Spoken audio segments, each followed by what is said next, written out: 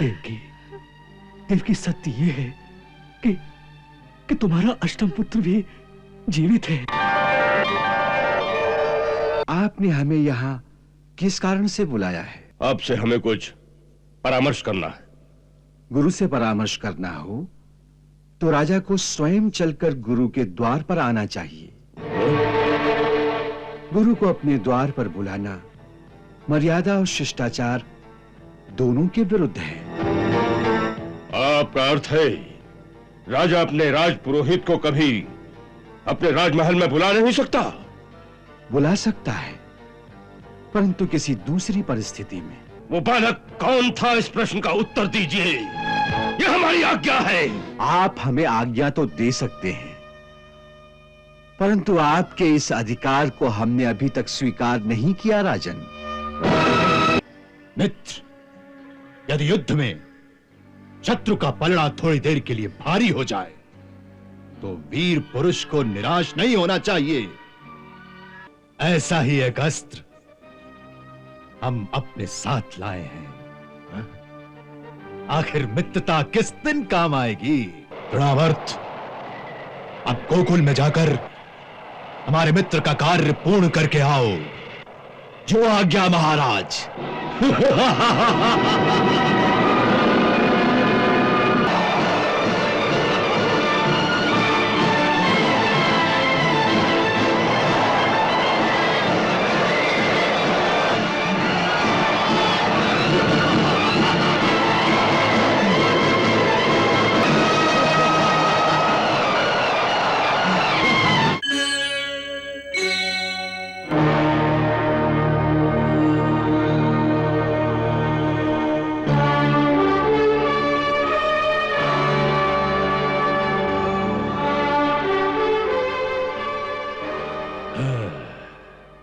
तुम जा सकते हो। जो आज्ञा।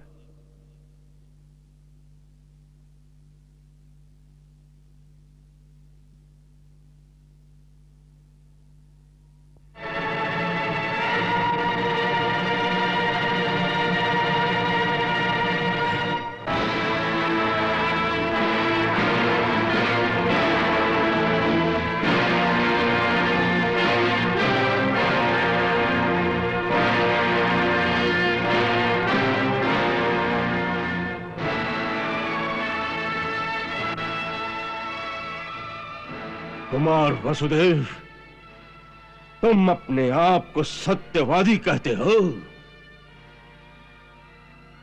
यदि तुम जैसा सत्यवादी झूठ बोले तो उसे क्या दंड देना चाहिए? दंड देने का काम तो राजा का है, सो ये राजा ही निश्चित करेंगे कि झूठ बोलने के लिए क्या दंड देना चाहिए। हाँ, इसका अर्थ यह है कि तुम ये बात स्वीकार करते हो कि तुमने झूठ बोला है। नहीं, मैं इस बात को स्वीकार नहीं करता कि मैंने कोई झूठ बोला है। तुमने अवश्य झूठ बोला है, और इससे इनकार करके एक और झूठ बोल रहे हो। जब उसे अपनी 8वीं संतान कहकर तुम लोगों ने उस कन्या को मेरे हवाले किया, तभी मुझे संदेह हो गया था कि इसमें अवश्य मेरे साथ कोई छल किया जा रहा है। तब मैंने स्वयं तुमसे पूछा था, क्या यह सत्य है कि कन्या का जन्म हुआ? तो उस वक्त तुमने अपनी छाती ठोक कर कहा था, हाँ, यह सत्य है।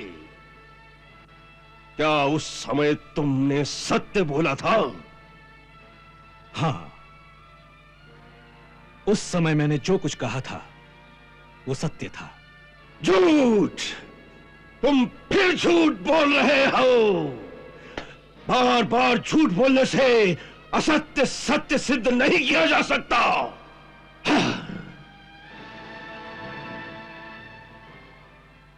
सत्य को सिद्ध करने की आवश्यकता नहीं होती महाराज। सत्य तो स्वयं सिद्ध होता है, और जो सिद्ध न हो सके वो सत्य नहीं होता। इस बात को तुम मानते हो? आप कहना क्या चाहते हैं? यदि जो तुमने कहा वो सत्य था, तो जब उस कन्या ने मेरे हाथ से छिटक कर आकाश में अष्टभुजा देवी का रूप धारण करके कहा था कि तुम्हारा मारने वाला पैदा हो चुका है, क्या वो सत्य नहीं था? तुम दोनों में से किसका कथन सत्य था, तुम्हारा या उस देवी का? दोनों का ही कथन सत्य हो सकता है। सत्य दो नहीं हो सकते, सत्य एक ही हो सकता है और सर्वदा एक ही रहता है।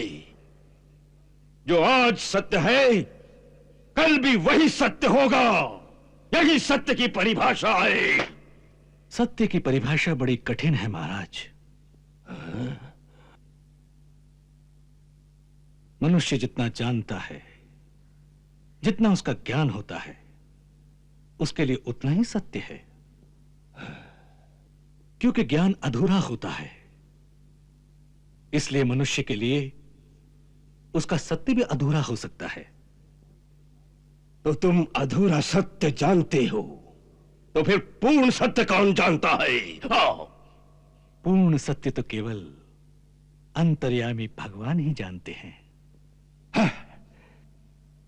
वैसे भी पूर्ण सत्य क्या और असत्य क्या, इसकी मीमांसा बड़ी जटिल है।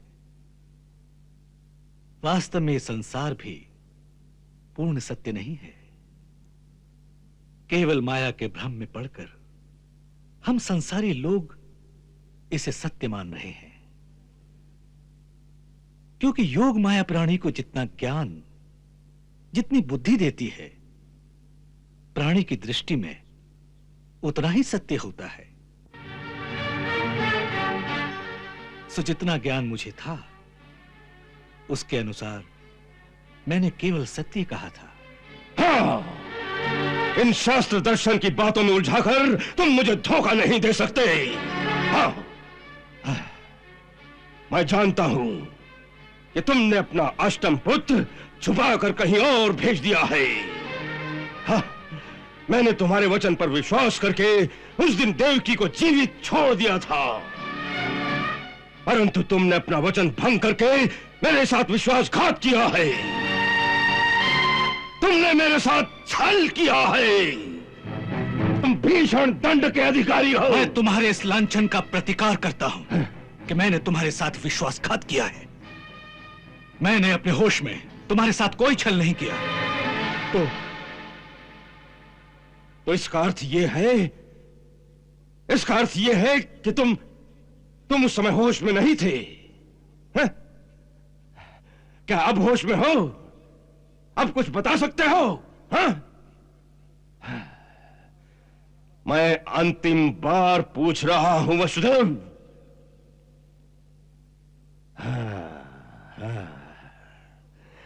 तो इसका अर्थ है कि तुम अब भी होश में नहीं हो। हाँ,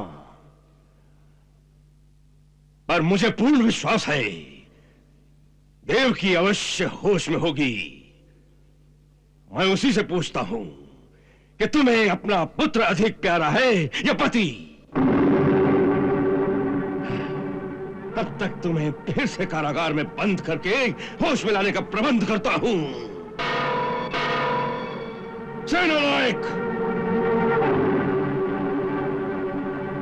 जी महाराज। इसे कारागार में बंद कर दो, और जब ये कहे इसे होश आ गया, तब हमारे सामने उपस्थित करना। जाओ, इसे ले जाओ।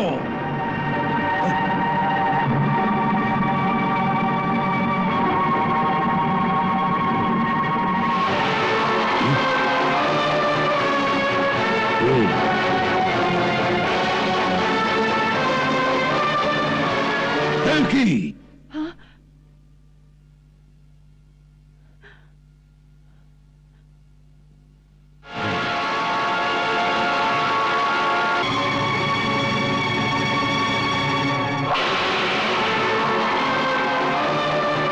देवकी, मैं एक ही बात पूछने आया हूं।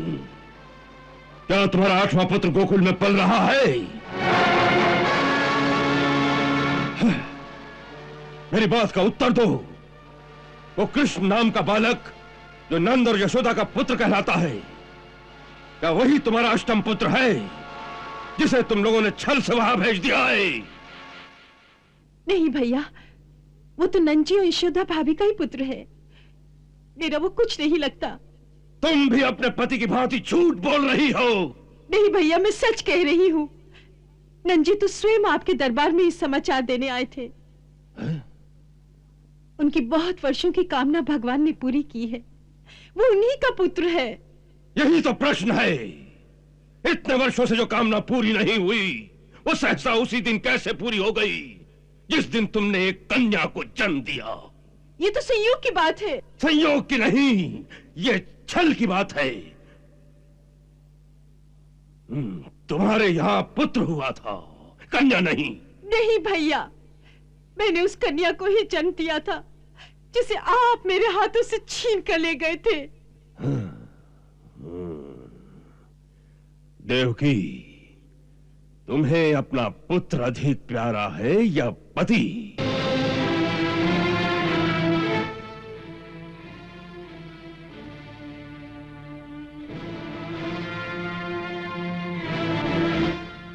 तुम्हें अपना पुत्र अधिक प्यारा है या पति? भैया, भैया ये क्या कह रहे हो? मैं ठीक कह रहा हूं। मेरे साथ छल करने का परिणाम बड़ा भयंकर होगा। मुझे सच सच बता दो, तुमने अपने पुत्र को छुपाकर कहां भेज दिया है? यदि झूठ बोलोगी तो पहले तुम्हारे पति को सूली पर चढ़ा दूंगा। नहीं भैया, हम पर दया करो। मेरे पति सत्यवादी है, वो कभी झूठ नहीं बोलते। तुमने मेरी सारी संतानें मुझसे छीन ली। अब मुझे मेरे पति से वंचित ना करो। अपने हाथों अपनी बहन का सुहाग ना उजाड़ो। मैं शपथ खाकर कहती हूँ कि हमने कोई छल नहीं किया। मेरी अष्टम संतान वो कन्या ही थी।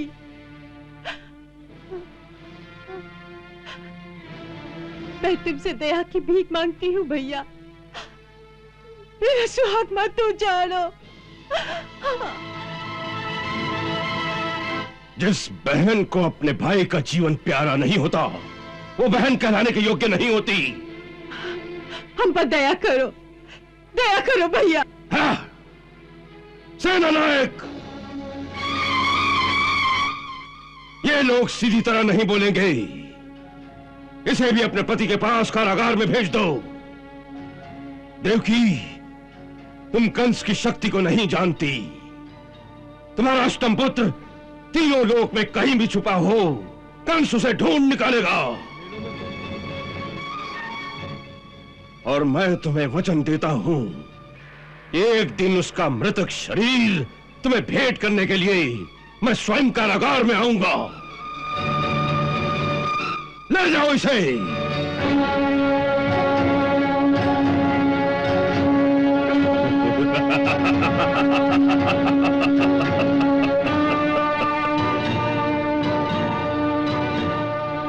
देवकी, मैं तुम्हें एक अवसर और देता हूं।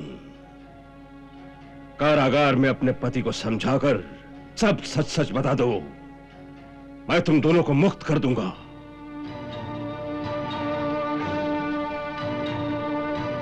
एक नया महल बनवा दूंगा तुम्हारे लिए। तुम्हारे पति को राज दरबार में एक सम्मानित पदवी प्रदान कर दूंगा। हाँ। मैं 1 महीने तक प्रतीक्षा करूंगा। यदि तब तक नहीं बताया तो तुम दोनों का आधा भोजन करके तिल तिल करके समाप्त कर दूंगा। हाँ, ले जाओ इसे, ले जाओ।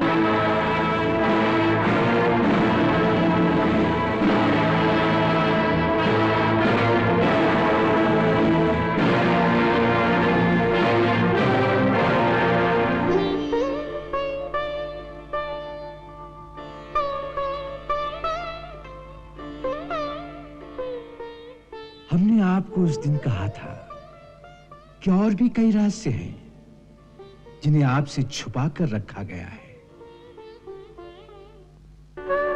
परंतु अब मैं आपके अष्टम पुत्र के रूप में स्वयं पर ब्रह्म भगवान श्री कृष्ण की छवि इन्हीं आंखों से देख कर आया हूं।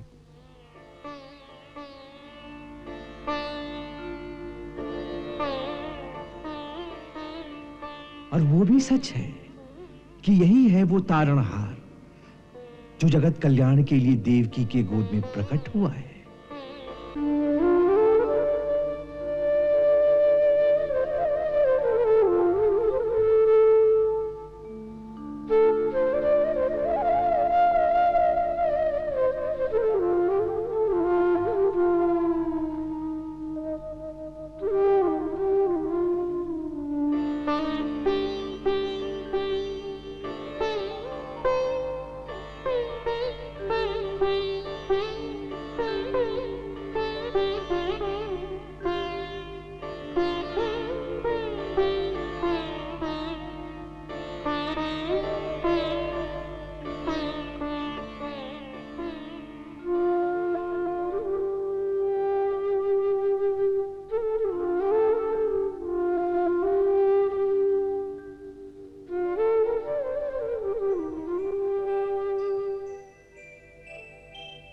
जब से हुआ रे तेरा बाल रूप दर्शन, मैं अपनी सुध बुध गंवाए बैठा। त्रिभुवन के नाथ सारा जग तेरे हाथ, और तू मेरे हाथों में आए बैठा। एक अकिंचन पे बड़ा उपकार किया, निज पद सेवा का अवसर मोह दिया। मीठी सुखद अनुभूतियों को तेरी मानस पटल पे सजाए बैठा। तूने की ऐसी कृपा, प्रभु में धन्य हुआ, प्रभु में धन्य हुआ, जीवन सफल हुआ।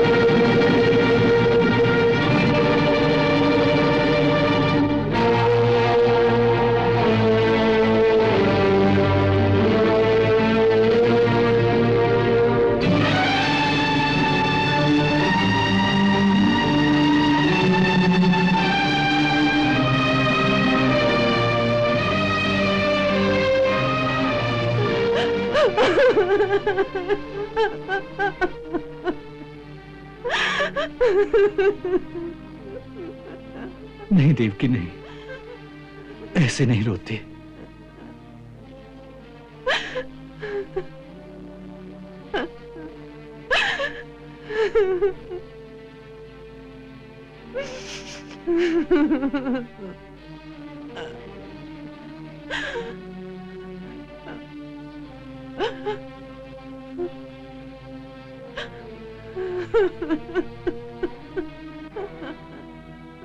शांत देवी, शांत।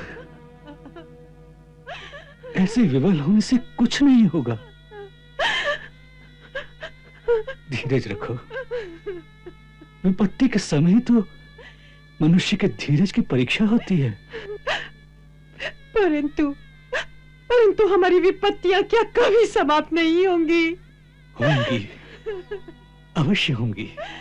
नहीं, आप झूठी आशा दिला रहे हैं मुझे। हमारी विपत्तियां कभी समाप्त नहीं होंगी। भैया को शायद पता चल गया है हमारे पुत्र के बारे में कि वो गोकुल में पल रहा है। पता नहीं चला है, उसे केवल संदेह है। इसलिए तुम निश्चिंत रहो, तुम्हारे पुत्र को कुछ नहीं होगा। जिसके पुत्र का जीवन संकट में हो, आप उस माँ को निश्चिंत होने को कह रहे हैं। पुरुष की छाती में माँ का हृदय नहीं होता, इसलिए वो अपने पौरुष और वीरता के अहंकार में रोना भी नहीं चाहता। परंतु माँ के हृदय में कोई अहंकार नहीं होता, केवल ममता होती है। और जब ममता को ठेस पहुंचती है तो उसका हृदय चित्कार कर उठता है। मगर तनिक शांत होकर मेरी बात सुनो तो ना। मुझे शांति का पाठ मत पढ़ाइए। मुझे शांति और धैर्य की बातें नहीं सुननी। मेरे कानों में तो केवल भैया की धमकी गूंज रही है कि मैं तेरे पुत्र का मृतक शरीर तुझे कारागार में आकर भेंट करूंगा। उसे कर लेने दो, वो जो भी करना चाहता है।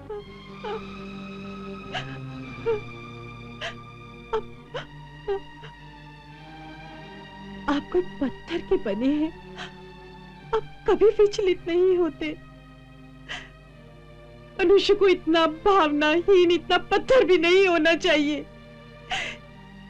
न जाने मैंने कौन से पाप किए हैं कि विधाता ने मेरी कुंडली में दुर्भाग्य ही दुर्भाग्य लिख दिया है।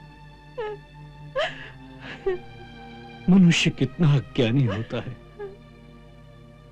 कई बार उसे सत्य का ज्ञान न होने के कारण वो अपने सौभाग्य को भी दुर्भाग्य समझने लगता है। 6 पुत्रों की हत्या हो गई और वो 7वें को भी मार डालेगा। आप इसे सौभाग्य कहते हैं?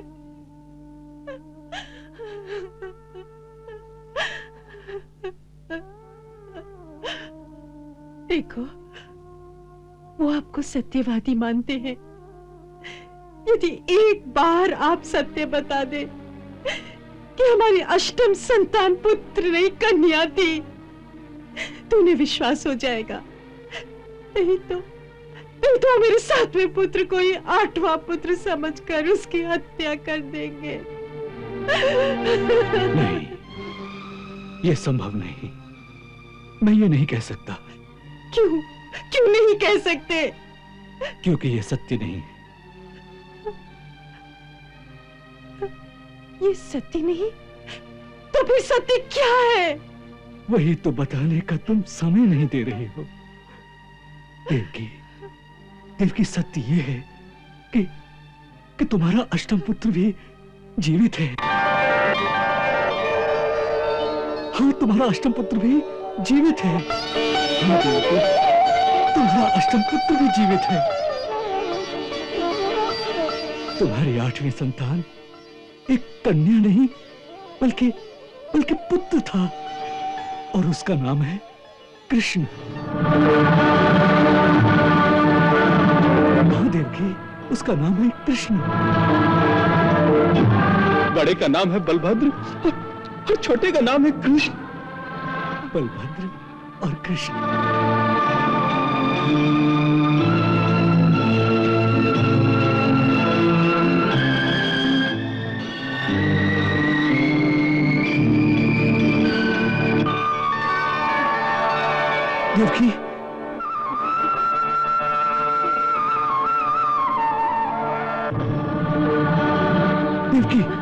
देवकी, देवकी संभालो।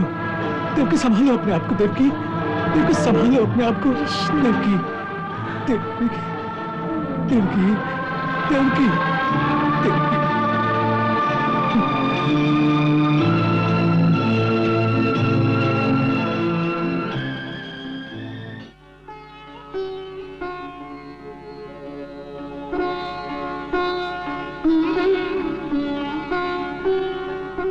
महर्षि गर्ग के श्री चरणों में सेवक का प्रणाम स्वीकार हो। आपका स्वागत है महामंत्री। कहिए, क्या समाचार है? महाराज ने आपसे राजमहल में पधारने की प्रार्थना की है। क्यों? ऐसा कोई पर्व अथवा उत्सव तो नहीं? उन्हें आपसे कोई आवश्यक कार्य है? क्या आवश्यक कार्य है? प्रभु, राजा के मन में क्या है, यह पूछने का अधिकार मंत्री को नहीं। मुझे आपके श्री चरणों में प्रार्थना करने को भेजा, सो सेवक आ गया। अच्छी बात है, हम चलते हैं।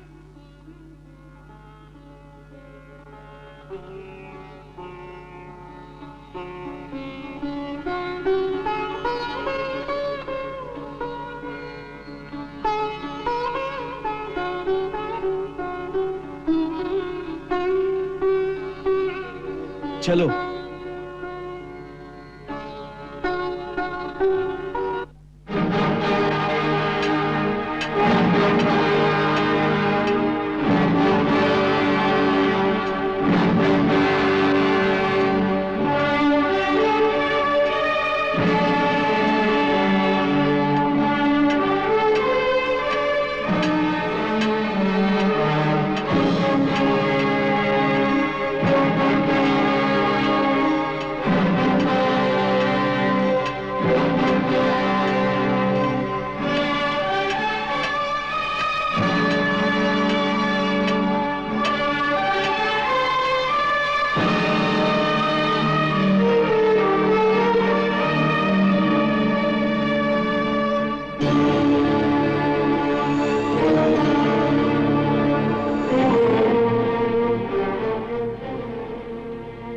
आप विराजिए, मैं महाराज को आपके आगमन की सूचना देता हूं।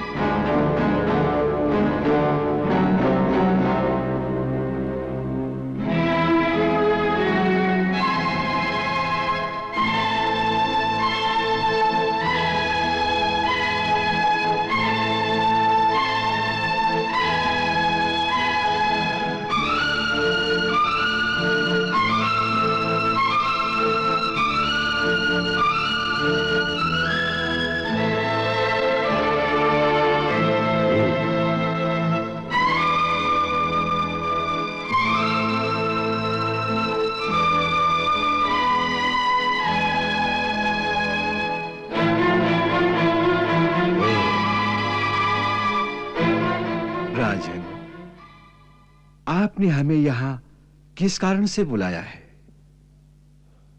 आपसे हमें कुछ परामर्श करना है। गुरु से परामर्श करना हो तो राजा को स्वयं चलकर गुरु के द्वार पर आना चाहिए।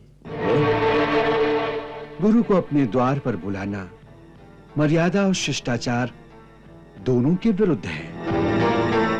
आपका अर्थ है राजा अपने राज पुरोहित को कभी अपने राजमहल में बुला नहीं सकता? बुला सकता है, परंतु किसी दूसरी परिस्थिति में। अर्थात? जैसे राजा कोई यज्ञ करे, कोई महान धर्म कार्य करने का निश्चय करे, तो गुरु को बुलाना चाहिए। या कोई आपातकाल हो, देश या राजा पर कोई विपत्ति आ जाए, राजा का शरीर गुरुद्वार तक पहुंचने में असमर्थ हो, वो घायल हो गया हो अथवा किसी भयानक रोग से पीड़ित हो, तो ऐसी परिस्थिति में वो गुरु से अपने महल में आने के लिए अवश्य प्रार्थना कर सकता है। परंतु इस समय हमें ऐसी कोई परिस्थिति दिखाई नहीं देती। यह विपत्ति का ही समय है। कैसी विपत्ति? आपने गोकुल गांव में जाकर किसी बालक का नामकरण संस्कार किया है? किसी बालक का नामकरण संस्कार होने से तुम्हारे जैसा महाबली राजा विपत्ति में पड़ सकता है? इस तर्क को हमारी बुद्धि स्वीकार नहीं करती राजन। हम इस वृथा तर्क में पड़ना नहीं चाहते। हम केवल इतना जानना चाहते हैं, क्या आपने गोकुल में जाकर किसी बालक का नामकरण किया था? यदि किया था तो बालक कौन था? किसका पुत्र था? क्यों आपने उसका नामकरण संस्कार किया? किसकी आज्ञा से आपने संस्कार किया था? आपकी पहली बात का उत्तर तो यह है कि हम गोकुल गांव में गए ही नहीं। हम केवल यमुना किनारे शांडिल्य ऋषि के आश्रम तक गए और वहीं से लौट आए। यदि आपके कोई गुप्तचर गोकुल में होंगे तो वो भी इस बात की पुष्टि करेंगे कि हम कदापि गोकुल में नहीं गए हैं। और बात रही आज्ञा की, तो हे राजन, एक पुरोहित और गुरु होने के नाते अपने यजमानों के जन्म से लेकर मरने तक के सारे संस्कार कराना हमारा कर्तव्य ही नहीं, हमारा धर्म भी है। और अपने धर्म का पालन करना हर प्राणी के लिए आवश्यक है, फिर उसमें किसी की आज्ञा हो या ना हो, उससे धर्म पालन में कोई अंतर नहीं पड़ सकता।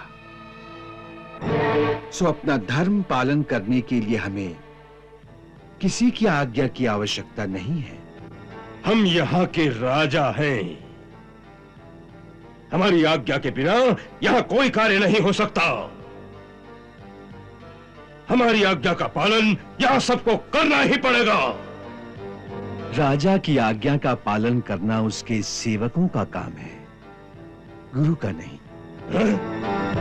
गुरु राजा का सेवक नहीं होता, उसका मार्गदर्शक होता है। सो गुरु का काम है आज्ञा देना, आज्ञा का पालन करना नहीं। हमें ये वृथा भाषण मत सुनाइए। वो बालक कौन था, इस प्रश्न का उत्तर दीजिए। ये हमारी आज्ञा है। आप हमें आज्ञा तो दे सकते हैं, परंतु आपके इस अधिकार को हमने अभी तक स्वीकार नहीं किया राजन।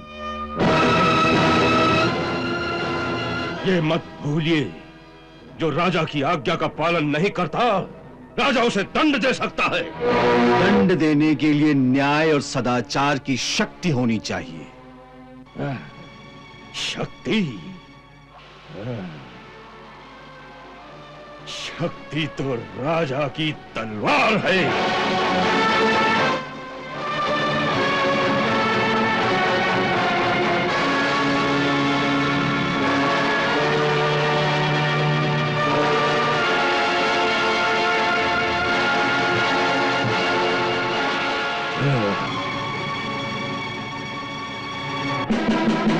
राजन, तुम एक एक करके मर्यादा और शिष्टाचार की सभी सीमाओं का अतिक्रमण करते चले जा रहे हो।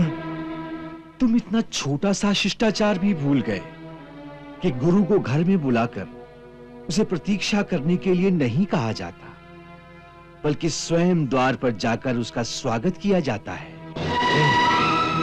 फिर उसके चरण पखारे जाते हैं और जब गुरु आज्ञा दे तब अपने आसन पर बैठा जाता है।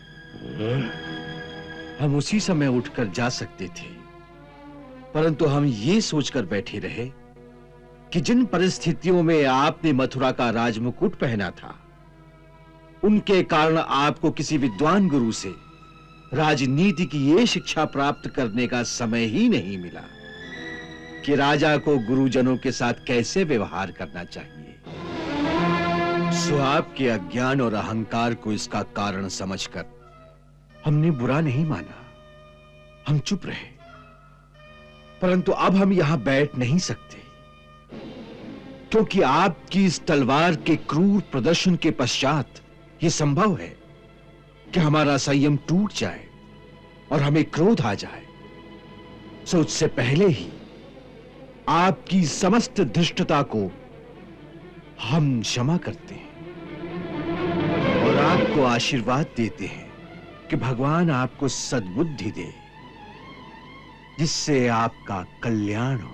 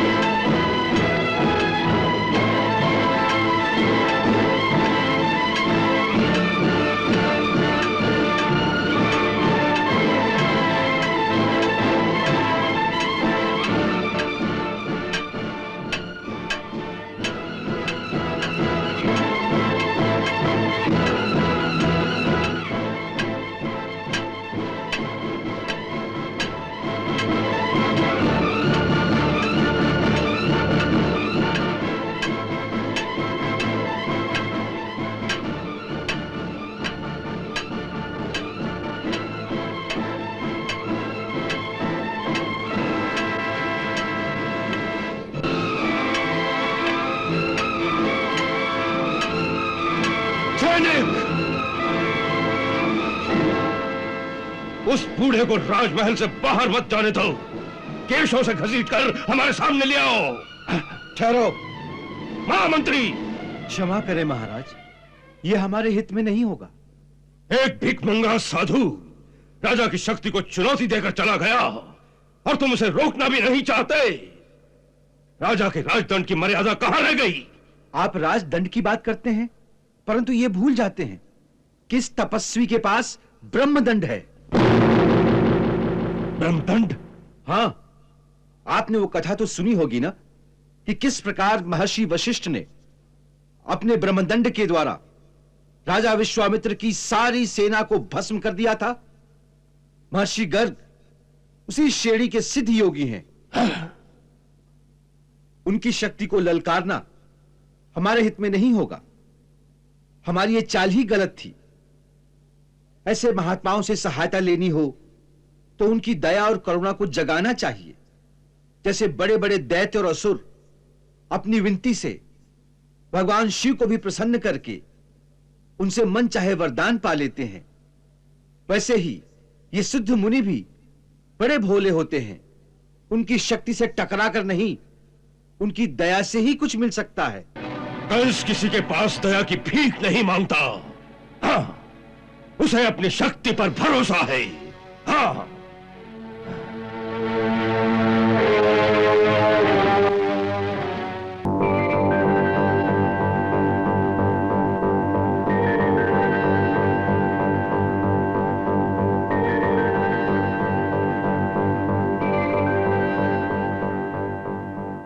मित्र, हमें बुलाने के लिए जो तुमने पत्र भेजा था उसमें निराशा की एक झलक थी। ऐसा लगता है कि आप हताश हो गए, थक गए। हाँ मित्र, परिस्थिति कुछ ऐसी ही है। हमें सारी परिस्थिति का पता लग चुका है। इस बारे में हमने आपके मंत्रियों और साथियों से विचार विमर्श भी किया है। परिस्थिति अवश्य गंभीर है, परंतु ऐसी किसी भी परिस्थिति में महाराज कंस जैसा प्रतापी वीर अगर निराश हो जाए तो उसके साथियों का मनोबल कैसे दृढ़ रहेगा? कंस के सामने कोई दिग्गज सेना खड़ी कर दो तो भी कंस नहीं घबराएगा। एक मतवाले हाथी की भांति उस सेना को रौंदता हुआ चला जाएगा। कंस इंद्र के हाथ से वज्र छीनने की हिम्मत रखता है मित्र, परंतु यहां बात दूसरी ही है। यहां हमारे सामने वीर योद्धाओं की सेना नहीं, एक बालक है, नन्हा सा बालक, दूध पीता हुआ बालक। और उस बालक ने कंस को चकरा रखा है, हतप्रभ कर रखा है। मित्र, पूतना और उत्कच जैसे परम वीर योद्धाओं को एक ही ठोकर से वो यमलोक पहुंचा देता है।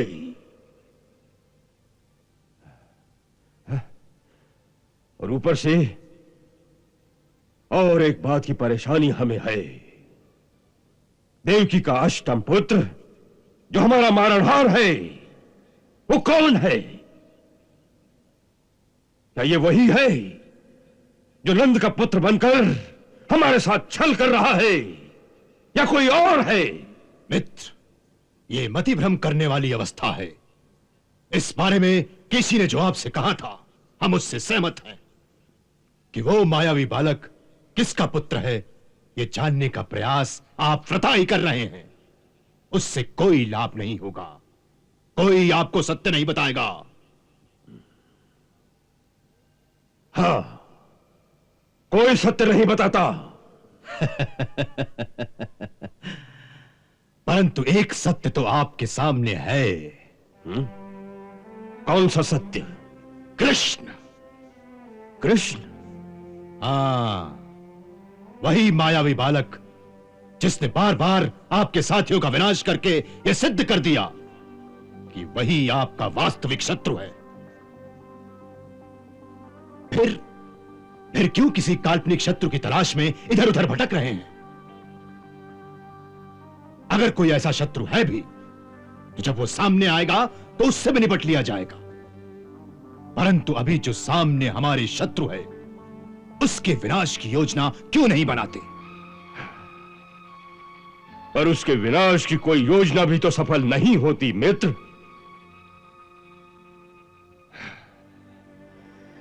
मित्र, यदि युद्ध में शत्रु का पलड़ा थोड़ी देर के लिए भारी हो जाए तो वीर पुरुष को निराश नहीं होना चाहिए। यदि एक अस्त्र निष्फल हो जाए तो तुरंत किसी दूसरे अधिक शक्तिशाली अस्त्र को प्रयोग में लाना चाहिए। उससे अधिक शक्तिशाली अस्त्र? ऐसा ही एक अस्त्र हम अपने साथ लाए हैं। आखिर मित्रता किस दिन काम आएगी? सच? हाँ, और ये अस्त्र अमोघ है। कहां है वो अस्त्र? आओ दिखाता हूं।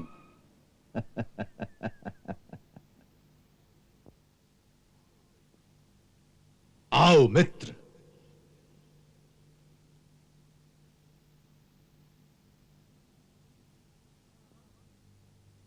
तृणावर्त।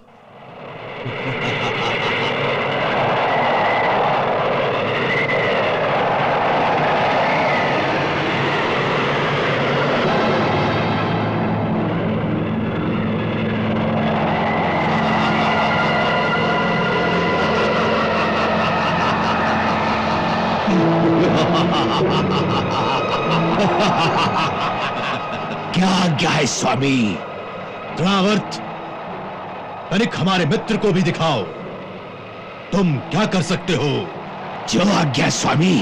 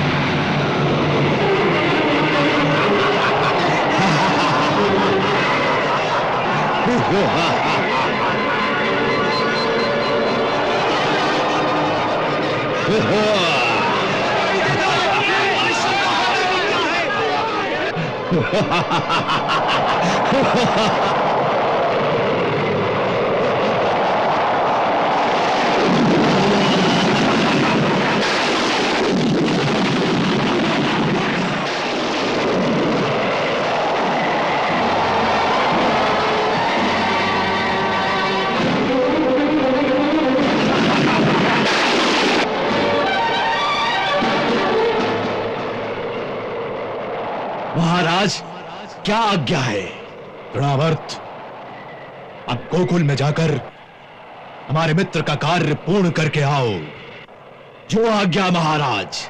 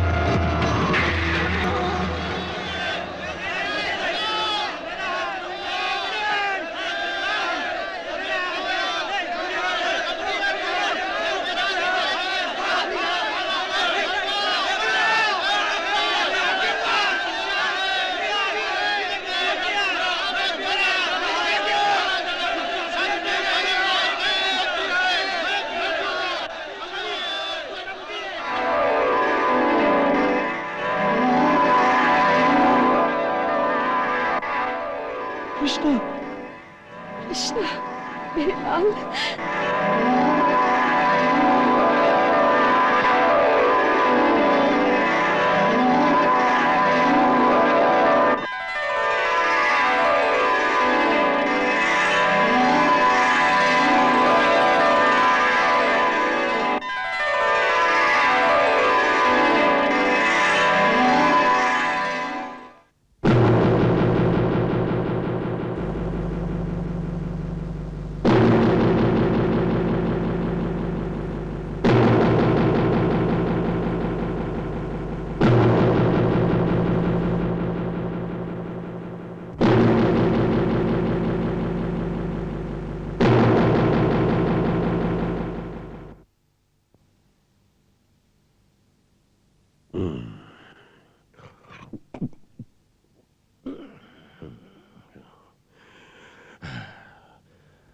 महाराज बाणासुर,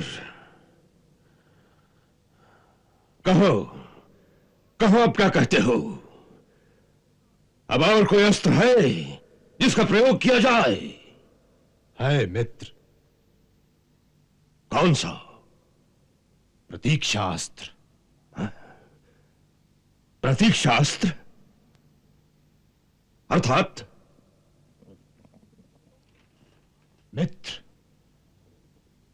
इतिहास यह सिखाता है कि मनुष्य का समय सदा एक सा नहीं रहता।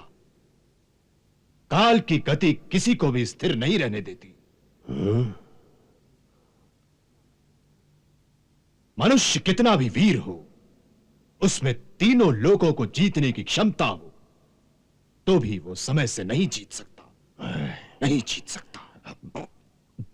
जब जब समय अनुकूल ना हो तो कितना भी पुरुषार्थ करो, कितना भी परिश्रम करो, उससे कोई फायदा नहीं होता।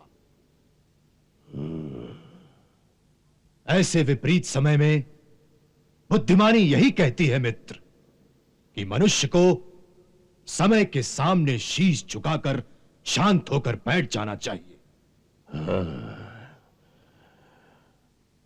इतिहास साक्षी है मित्र कि कई बड़े बड़े वीर राजाओं पर जब बुरा समय आया तो वो सब कुछ हार कर कई कई वर्षों तक वनों में जाकर छुपे रहे और अच्छे समय के आने की प्रतीक्षा करते रहे। यहां तक कि इंद्र जैसे सुरपति को भी विपरीत समय आने पर स्वर्ग छोड़कर भागना पड़ा। तो आपकी भलाई और बुद्धिमानी इसी में है कि इस समय शांत होकर बैठ जाइए और अच्छे समय के आने की प्रतीक्षा कीजिए, परंतु इस विश्वास के साथ कि एक दिन यह बुरा समय समाप्त हो जाएगा और अच्छा समय फिर से अवश्य आएगा। इसी को प्रतीक्षा अस्त्र कहते हैं मित्र। परंतु बुरा समय समाप्त हो गया और अच्छा समय आ गया, इसका पता कैसे चले मित्र? अच्छा समय जब आता है तो उसके लक्षण चारों ओर स्वयं ही दिखाई पड़ने लगते हैं। मन में सहसा ही एक नूतन उत्साह की स्फूर्ति का आभास होने लगता है। आशा के दीपक मन के चारों ओर प्रज्वलित होने लगते हैं। और वही समय होता है फिर से पुरुषार्थ का। और तब तक क्या करूं मित्र? सबसे पहला काम तो यह करिए कि उस बालक को भूल जाइए। भूल जाऊं?